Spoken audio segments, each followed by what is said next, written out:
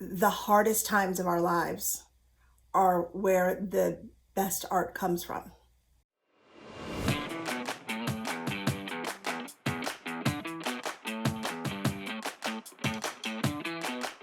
There is so much happening in the world right now, and I know that for a lot of people that means that it feels like it can be almost impossible to feel like you have a reason or an inspiration or a drive inside of you to create something.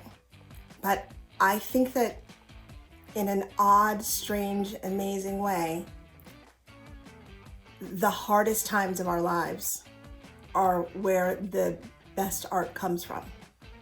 So if you are having a hard time feeling inspired because of how painful this time has been, here are some suggestions. Number one, I think one of my biggest suggestions is to tune out the world, to sort of shut it all down, turn off your internet, turn off your phone, like stop letting all of the darkness come in. Number two, try to find stories of hope, try to find things to be grateful for, try to find some good out there. Number three, listen to people's stories.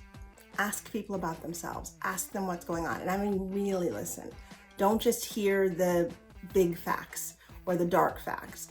Like, hear the specificity in what's happening to them. Don't just hear my grandfather died of COVID.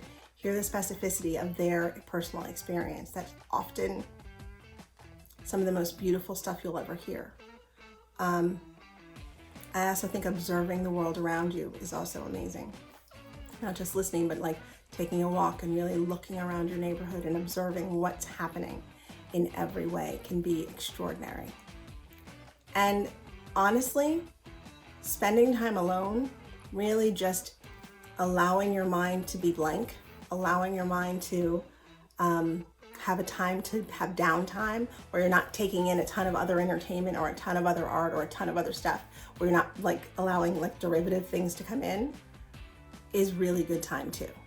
So doing something a little meditative, like cooking, like gardening, like almost anything. I actually do a lot of coloring with my kids because it's very peaceful. It just allows the other parts of your brain to like regenerate and restore themselves, as far as I'm concerned, creatively. And then suddenly I find I have better ideas. I also think getting a lot of sleep helps. I've solved so many writing problems in my sleep. It's amazing. I wake up and I have answers. But if you're really looking for inspiration, I think the best inspiration is whatever's in your heart. If you're feeling dark, darkness can be a beautiful inspiration for some incredible works of art.